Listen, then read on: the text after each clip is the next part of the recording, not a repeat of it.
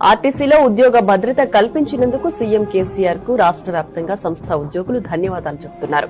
RTC సిబ్బందికి ప్రభుత్వం ఉద్యోగ భద్రత కల్పించడంపై సర్వత్రా హర్షం వ్యక్తమవుతోంది. సీఎం కేసీఆర్ ఉద్యోగ భద్రత కల్పించినందుకు ఎంజీబీఎస్ ఆర్టీసీ ఉద్యోగులు హర్షం వ్యక్తం చేశారు.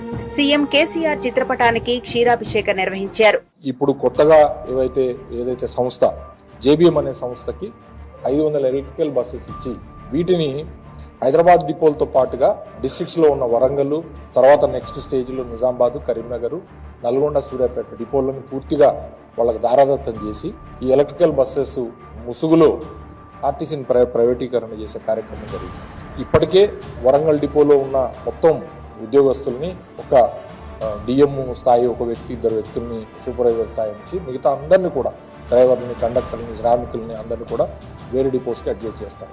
అట్లనే హైదరాబాద్ లో కూడా మీ అందరికీ తెలుసు, హైదరాబాద్ 1 డిపోకి సంబంధించి కూడా ఇదే శ్రీకారం చుట్టి ఆల్రెడీ అక్కడి నుంచి కూడా స్టాఫ్ ని వేరే డిపోలకు మొబిలైజ్ చేసి ఈ సంస్థకు అప్పచెప్పడం జరుగుతుంది. మీన్వైల్ పిఎం ఈ డ్రైవ్ అనే ఒక స్కీమ్ కింద ఎలక్ట్రికల్ బస్సెస్ ఇంకొక 2500 ఎలక్ట్రికల్ బస్సెస్ ని తీసుకొచ్చి ఇప్పుడు ప్రస్తుతం ఉన్న మన సొంత బస్సుల స్థానంలో ప్రైవేట్ బస్సులను పెట్టి వీటిని కూడా జిల్లాల్లో ఉన్న డిపోలకు ఇచ్చి తర్వాత ఆ డిపోలను కూడా వాళ్ళకి అప్పచెప్పే కార్యక్రమం, ప్రైవేట్ వాళ్ళకి అప్పచెప్పే కార్యక్రమం కూడా సక్సెస్ఫుల్ గా చేసుకుంటూ పోతా ఉన్నాం. మేము మా హయాంలో కొన్న డీజిల్ బస్సులు తప్పితే ఇంతవరకు ఒక బస్సు ఆర్డర్ చేయలే.